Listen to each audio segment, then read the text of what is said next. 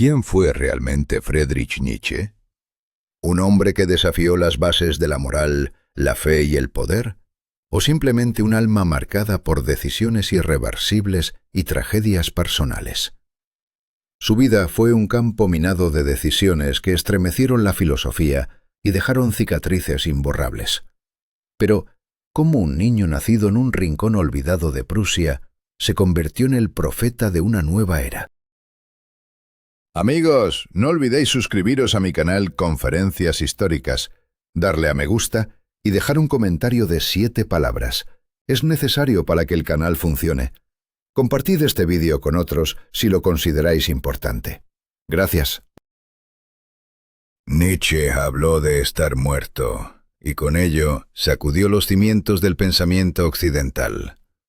Soñaba con un superhombre, una figura que trascendiera la humanidad común, pero acabó sus días en el silencio y el olvido.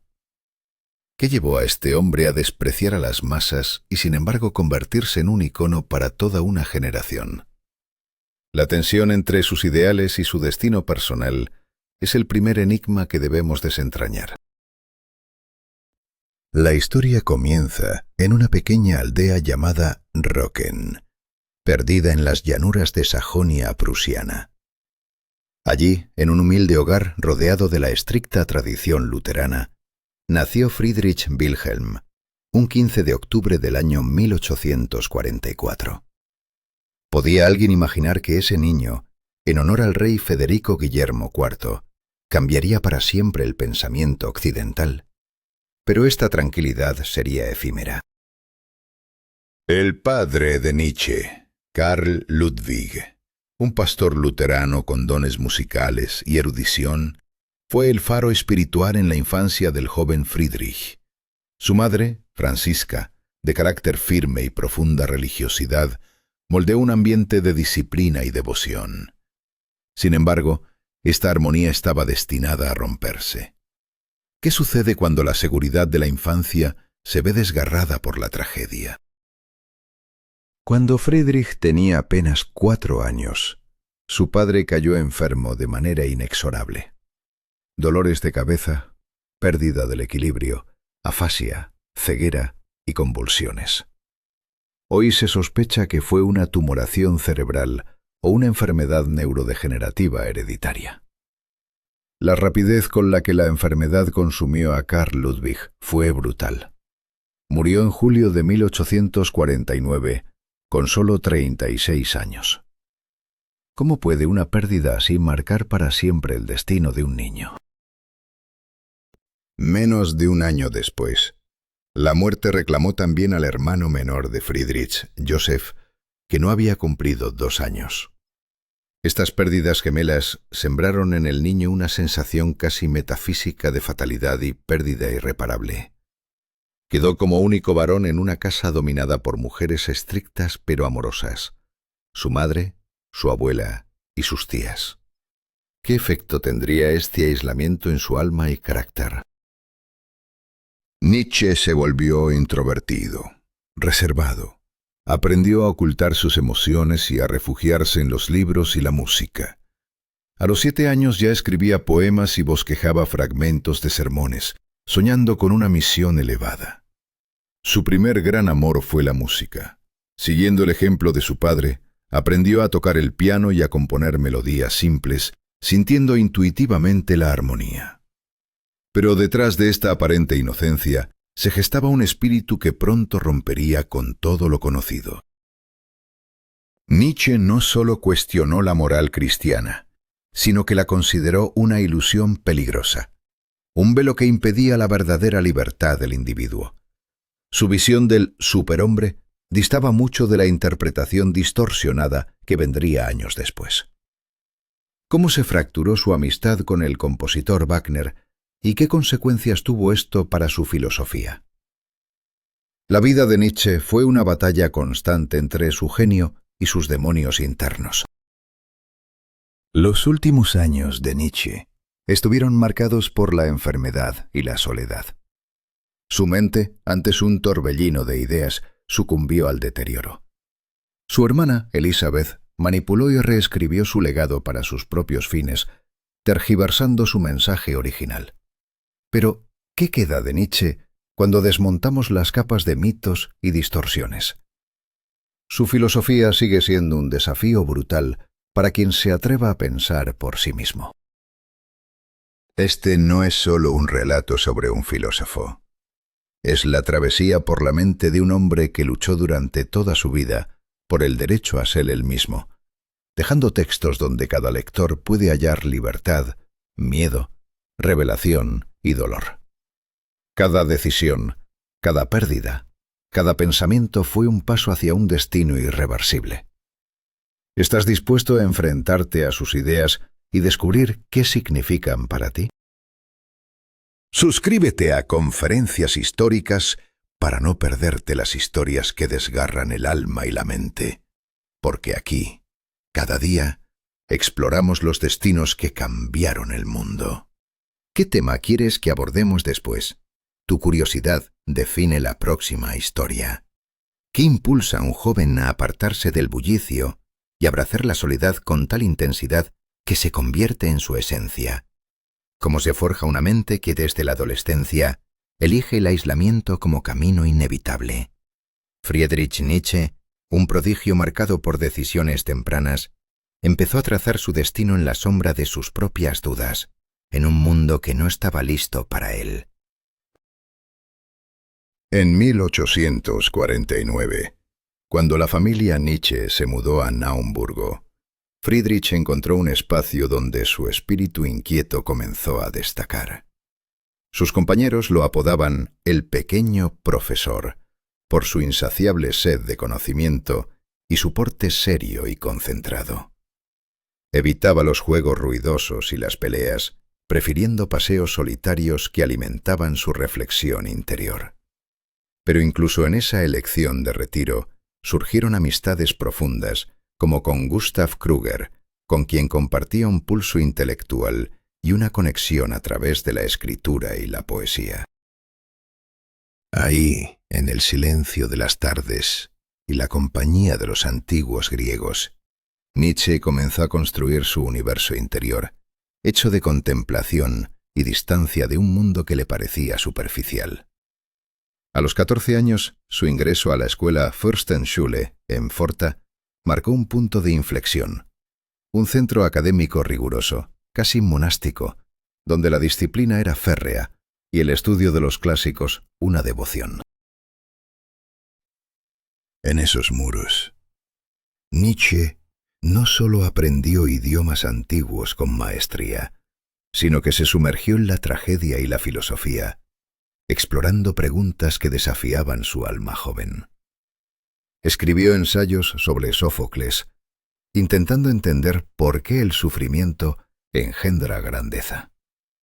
Empezó a llenar diarios con aforismos y pensamientos afilados, donde revelaba una dualidad inquietante. Algunos pensamientos nacen con miedo de la luz, otros solo al amanecer. Este mundo de ideas no era solo académico, sino un reflejo de sus tormentos internos. A pesar de su brillo, Nietzsche sentía la presión de un sistema rígido y la atmósfera religiosa que le rodeaba. Cumplía con los rituales, pero su mente se rebelaba, cuestionando la fe y buscando más allá de las respuestas sencillas. La influencia de Schopenhauer y la admiración por Hölderlin intensificaron su inclinación hacia la soledad como refugio y condena. Su aislamiento no era una debilidad, sino una elección consciente, un acto de resistencia. Sus paseos solitarios eran viajes hacia la profundidad de la tragedia humana. Escribía en los márgenes de sus libros y buscaba en la música un lenguaje que las palabras no podían expresar. Los maestros reconocían en él un talento singular. Su mente es un bisturí, precisa y poética al mismo tiempo. Pero ese genio precoz llevaba consigo un precio: la incomprensión y la separación de sus iguales. Así concluyó la infancia de Friedrich Nietzsche, una vida bajo la sombra de la Iglesia y la pérdida, donde los textos antiguos se convirtieron en su oración y su espejo.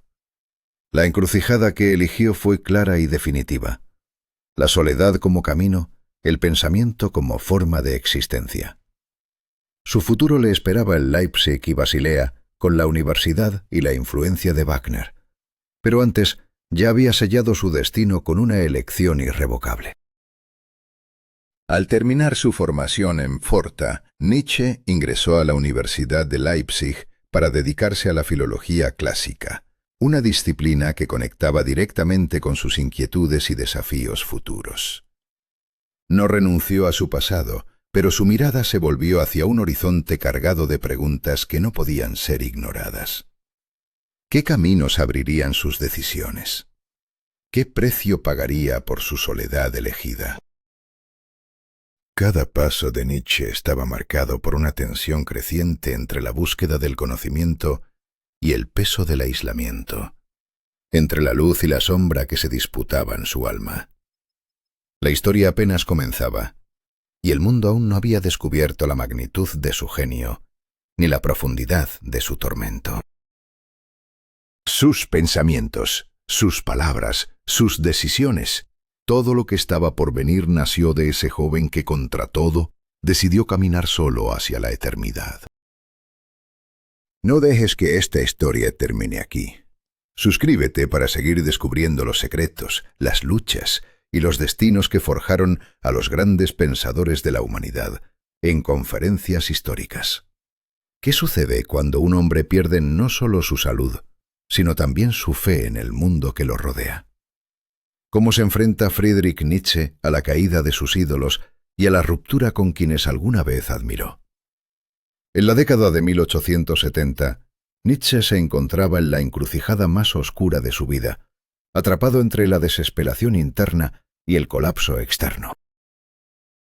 El camino que le esperaba no era el del académico respetado, sino el del solitario filósofo, aislado de universidades, sistemas y reconocimientos. Su salud se deterioraba rápidamente y la relación con Richard Wagner, que alguna vez fue casi sagrada para él, se había convertido en una fuente de tensión insoportable. ¿Cómo puede un vínculo tan profundo transformarse en un abismo insalvable?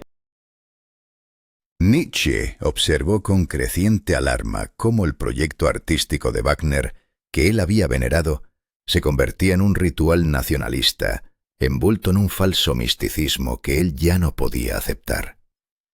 En 1876, durante el primer festival bávaro, vio cómo la exaltación artística se transformaba en un espectáculo con tintes casi religiosos, una traición a la verdad trágica que él defendía.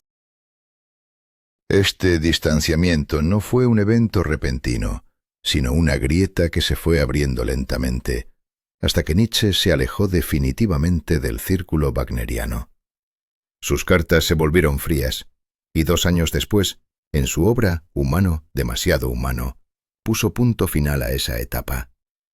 ¿Qué significa renunciar a un mentor, a un amigo, a un símbolo de inspiración? En esta obra, Nietzsche abandonó las grandes tragedias para adoptar un estilo fragmentado, frío y analítico. La ironía y el escepticismo reemplazaron la pasión y la devoción. Muchos lectores no reconocieron al autor que antes habían admirado. Vieron a un hombre que había rechazado a sus ídolos y que ahora caminaba solo por el sendero de la razón. A los 34 años, Nietzsche renunció a su cátedra en la Universidad de Basilea, citando su salud deteriorada, migrañas constantes, problemas de visión y agotamiento. Se retiró con una pensión modesta, pero quedó fuera del mundo académico, sin comunidad ni estabilidad social. Se convirtió en lo que él mismo llamaría un ermitaño del pensamiento. Su vida se transformó en una sucesión de paradas breves y solitarias. De Sils Maria a Niza, de allí a Turín y de vuelta a Sils Maria, buscando un clima que calmara sus dolores y una soledad que alimentara su mente. Escribía por las mañanas, descansaba y caminaba solo, sumergido en la lectura de los griegos, especialmente Heráclito. Sus contactos humanos se redujeron a interacciones esporádicas con los dueños de las pensiones y cartas ocasionales con amigos. Se definía como el hombre más independiente de su época, pero también como un ser enfermo, aislado y sin responsabilidades. En ese aislamiento comenzó un nuevo capítulo creativo, marcado por un pensamiento más aforístico, preciso y desnudo. Tras Humano, demasiado humano, Nietzsche escribió El amanecer y la primera versión de La Gaia Ciencia, abandonando definitivamente a Wagner, a Schopenhauer y a la esperanza de que el arte pudiera salvarlo. Cada juicio era un cristal frío y brillante, sin sistema ni dogma. ¿Qué significa romper con todo para encontrar una verdad más dura y pura? El amanecer fue un libro de liberación, de la moral, de la metafísica, de la compasión y la piedad como ideales. Nietzsche proclamó que la moral no es más que la biografía del cuerpo. Atacó sin piedad las creencias que habían sostenido a la humanidad, abriendo un camino que cambiaría para siempre la filosofía y la historia del pensamiento. ¿Quién podría haber previsto que aquel joven profesor, atrapado en la enfermedad y la soledad, se convertiría en el profeta de una revolución intelectual? La historia de Nietzsche es una cadena implacable de decisiones fatales, rupturas dolorosas y una búsqueda desesperada de sentido en un mundo que se desmoronaba. Si quieres descubrir más sobre las vidas que moldearon nuestra historia, suscríbete a Conferencias Históricas. ¿Qué ocurre cuando una idea ancestral choca violentamente con la vida auténtica de un hombre? ¿Puede la herencia moral convertirse en una prisión que estrangula el espíritu? Friedrich Nietzsche, en plena década de los años 80 del siglo XIX, se enfrenta a esta grieta insoportable entre la ética cristiana heredada y la realidad viva que late dentro de él. En ese tiempo, en Ginebra, se cruza con Lou Andreas Salomé, una mujer joven, hija de un general ruso y una mujer alemana culta. Su inteligencia aguda y su intuición delicada despiertan en Nietzsche un fervor que va más allá de la admiración. Él le propone matrimonio en 2 ocasiones y en ambas escucha un rotundo rechazo. Pero el deseo de crear un triángulo intelectual entre él, Lou y su amigo Paul Rée persiste, unidas por un anhelo de pensamiento revolucionario. Sin embargo, la unión soñada se deshace en celos, malentendidos y dolor. Nietzsche sufre la ruptura con Rée y siente cómo su mundo se desploma. En sus cuadernos privados confiesa: «He envejecido 10 años en un solo mes». Pero paradójicamente, en medio del dolor más profundo, culmina una de sus obras más trascendentales, La Gaia Ciencia. En La Gaia Ciencia resuena una voz nueva, una filosofía que renuncia a Dios, que desafía al abismo sin miedo. Aparece la icónica escena del loco con su farol, clamando en plena plaza: «Dios ha muerto, nosotros lo hemos matado». No es una acusación, sino un diagnóstico brutal. El hombre ha perdido la fe en verdades absolutas. La humanidad debe aprender a vivir sin ellas, enfrentando un vacío aterrador, pero liberador. En la segunda edición de esta obra, Nietzsche introduce la idea del eterno retorno. Imagina que un demonio te anuncia que vivirás tu vida una y otra vez, exactamente igual, sin escape ni cambio. ¿Lo aceptarías con gozo o lo maldecirías? Este es el juicio supremo sobre la autenticidad de la existencia. Solo quien puede desear este eterno retorno está realmente vivo. Mientras tanto, la salud de Nietzsche se deteriora rápidamente. Su ojo casi ciego sufre constantes dolores punzantes.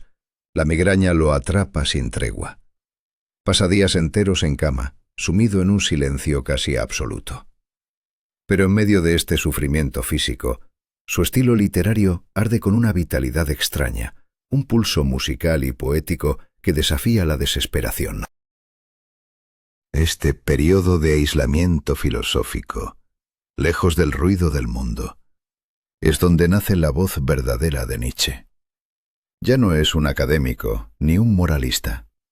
sino un hombre que ha atravesado la desilusión más profunda y ha encontrado en ello no un final, sino un inicio radical. En la soledad de la aldea alpina de Sils Maria, entre pinos que luchan por mantenerse en las laderas y glaciares que reflejan la luz como espejos de antiguas leyendas, Nietzsche camina solo a finales de los años 80. Allí se abate sobre él una revelación que llamará iluminación. La idea del eterno retorno, la vida que se repite infinitamente en todos sus detalles. No la escribe de inmediato. Sabe que esta idea exige un lenguaje distinto. No el frío sistema ni argumentos secos, sino imágenes, relatos, una altura poética. Durante 2 años madura dentro de él la figura que podrá expresar esta filosofía con voz propia. Así nace Zaratustra. Así habló Zaratustra. No es un tratado filosófico convencional. Su estructura, tono y lenguaje destrozan las formas conocidas. Es confesión, profecía, drama íntimo desplegado en símbolos y metáforas. La primera parte se escribe a un ritmo febril, un torbellino creativo sin pausa ni medida. Nietzsche afirma que la verdad nunca ha sido objetiva.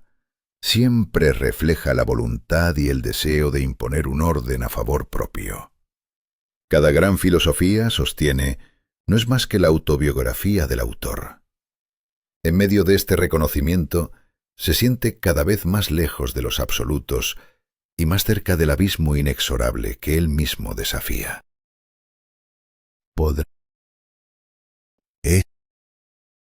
Ahora, ¿estás dispuesto a escuchar la voz que nació en la soledad y la tormenta? ¿A caminar con Nietzsche por el filo de sus oscuras certezas? La historia continúa en Conferencias Históricas. No olvides suscribirte para no perderte el siguiente capítulo de este viaje implacable. ¿Y si todo en lo que hemos creído no fuera más que una construcción frágil, nacida del miedo y la necesidad? ¿Qué pasaría si la moral que guía nuestras vidas fuera en realidad un producto de la lucha por el poder y la supervivencia? Friedrich Nietzsche desafía estas certezas con una crítica que sacude los cimientos de la filosofía y la religión. Su mirada no busca teorías abstractas, sino el latido humano detrás de cada idea, el miedo, la pasión, la ambición. ¿Estamos preparados para enfrentar la verdad que él revela? Nietzsche divide la moral en 2 fuerzas opuestas, la moral de los señores y la moral de los esclavos. La primera nace de los fuertes, los creadores, quienes ven el bien como fuerza, generosidad y valentía. La segunda surge de los débiles, aquellos que no pueden actuar abiertamente y crean un mundo donde la debilidad es virtud. Este choque no es solo filosófico, es la batalla por el alma de Europa, donde la humildad reemplaza al orgullo y la esperanza en un más allá sustituye la dignidad terrenal. ¿Cómo pudo la moral de los débiles imponerse con tal poder? Nietzsche acusa al cristianismo de invertir todos los valores. La vida se vuelve renuncia, el orgullo se convierte en sumisión y la plenitud del ser se reemplaza por la espera de un mundo mejor. Pero no es solo una crítica religiosa. También señala que las ideas de igualdad, tanto en la religión como en el humanismo secular, provienen de la misma lógica: desvalorizar lo excepcional para imponer normas universales que igualan a todos sin importar su carácter o capacidad. ¿Estamos entonces atrapados en una moral que niega nuestra verdadera naturaleza?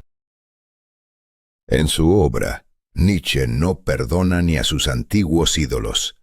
Kant y Schopenhauer, que en otro tiempo admiró, son ahora blanco de su rechazo. Niega sus conceptos de cosas en sí, voluntad incondicional y razón universal.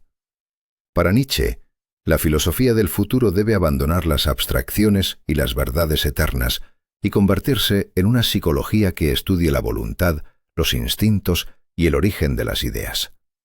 Nosotros, los inmorales, venimos a decir que la nueva filosofía comienza con la desconfianza hacia la moral. ¿Podrá la humanidad aceptar esta revolución del pensamiento?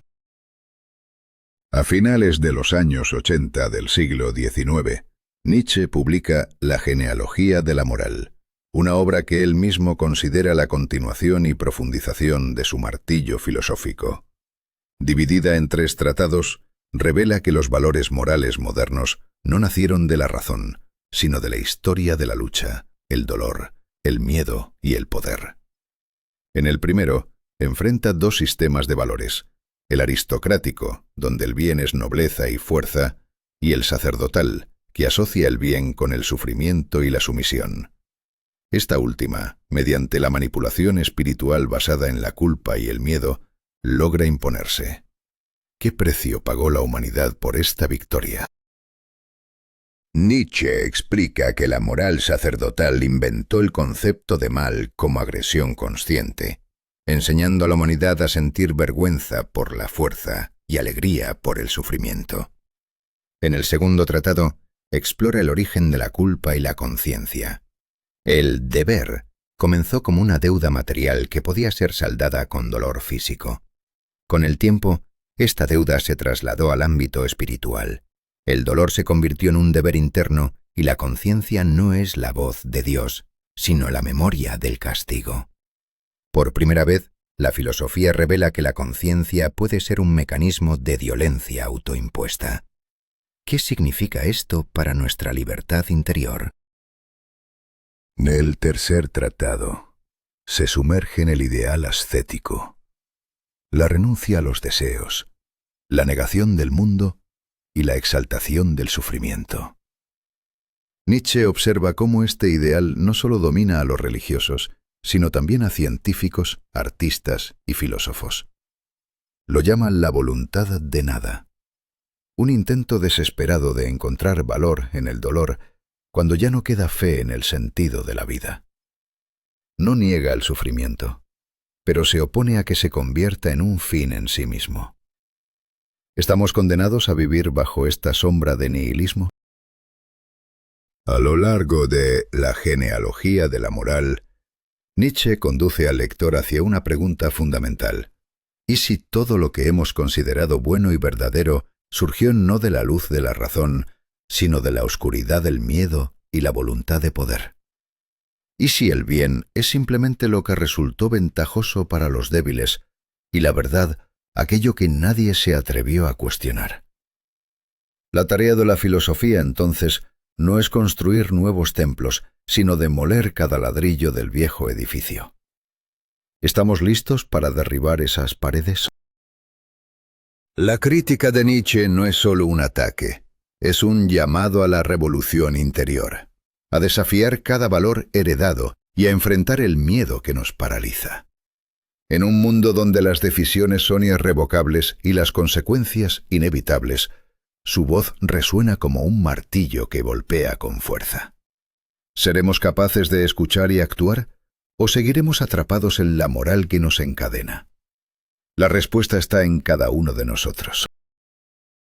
Si este viaje a través de las sombras del pensamiento te ha impactado, suscríbete a Conferencias Históricas para seguir explorando las decisiones que cambiaron el curso de la humanidad, porque entender el pasado es la clave para no repetir sus errores. ¿Puede la verdad ser algo más que un hecho inmutable y absoluto?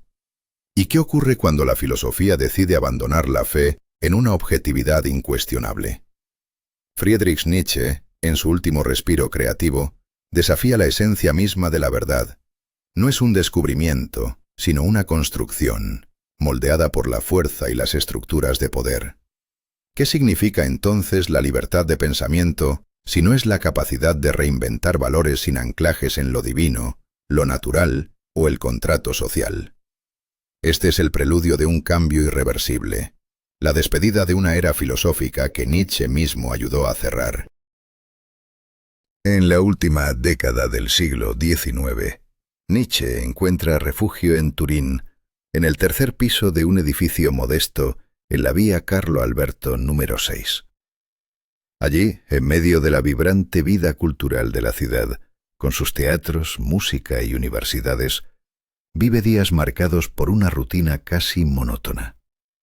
Paseos matutinos, café con leche en una pequeña cafetería, y largas horas escribiendo cartas y libros. Pero tras esa calma superficial, algo profundo y devastador se gesta en su interior, un torbellino que nadie a simple vista podría sospechar. Durante ese año turbulento, Nietzsche produce un torrente creativo abrumador.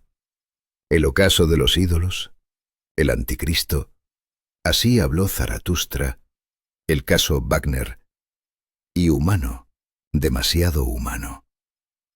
Cada palabra, afilada y certera, se convierte en un arma de su nueva filosofía, ya no persuasiva ni suplicante, sino decidida y rotunda. En estas páginas, Nietzsche no pregunta ni ruega. Declara, desafía y redefine la condición humana.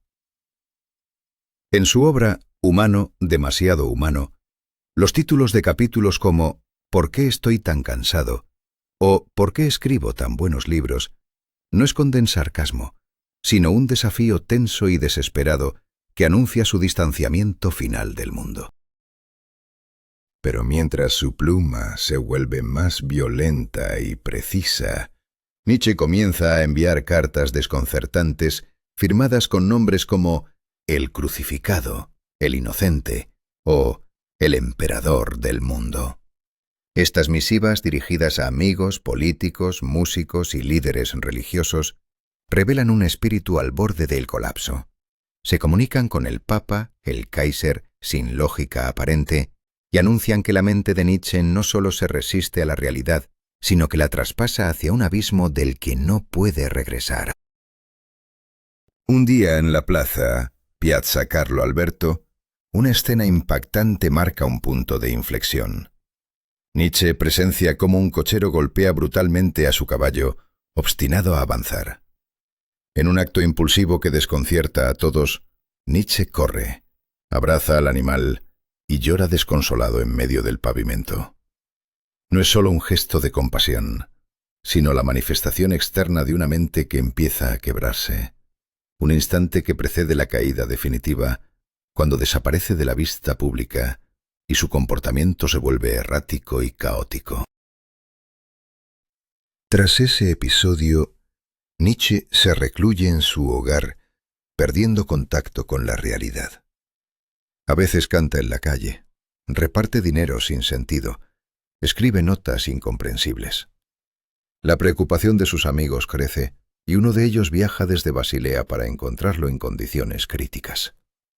El filósofo es trasladado primero a una clínica en Basilea y luego a una institución en Viena, donde se le diagnostica parálisis progresiva, la etapa final de la neurosífilis, una enfermedad devastadora e incurable en ese tiempo.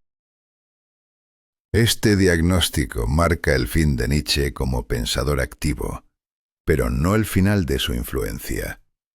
En las décadas siguientes, especialistas de diversas disciplinas, filólogos, filósofos, psicoanalistas, vuelven a sus textos con nuevos ojos.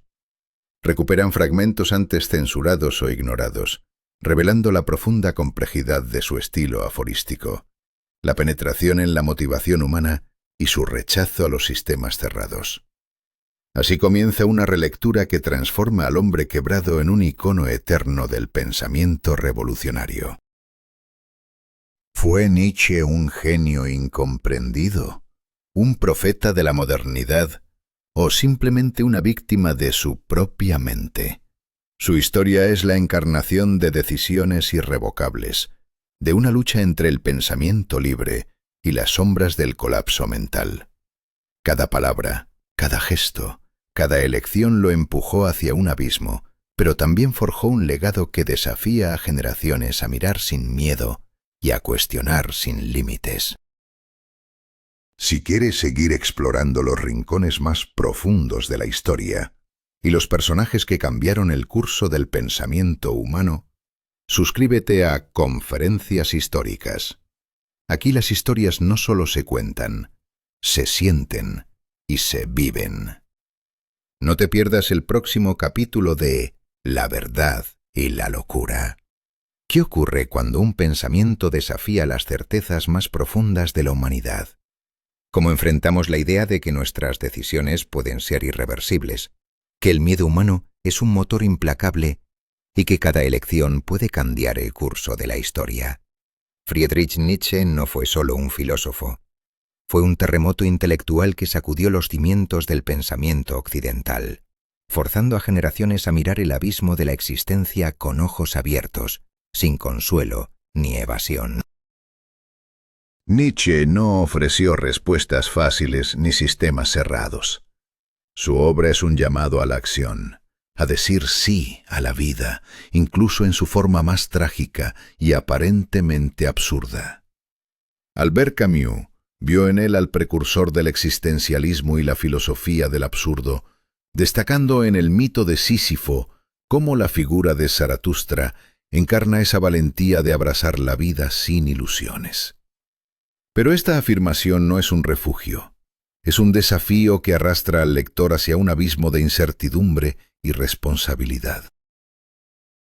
Jean-Paul Sartre, Simone de Beauvoir y Karl Jaspers encontraron en Nietzsche un material filosófico que revoluciona la comprensión de la libertad y la responsabilidad. Sus textos se convierten en herramientas para explorar la naturaleza del libre albedrío y la carga de las elecciones humanas.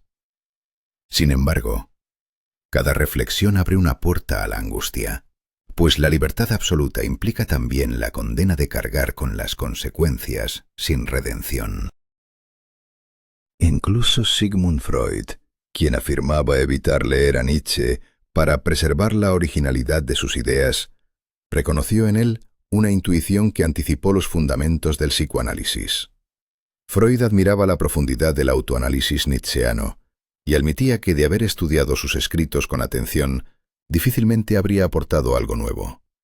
Esta conexión invisible entre dos mentes revolucionarias revela cómo el miedo y la introspección pueden abrir puertas a territorios inexplorados de la mente humana. Los discípulos de Freud, como Carl Gustav Jung, llevaron esta interpretación aún más lejos, viendo en Nietzsche un arquetipo que une lo inconsciente, lo consciente y lo supraconsciente. Esta figura no es solo un hombre, sino un símbolo de las fuerzas internas que moldean nuestras decisiones y temores más profundos.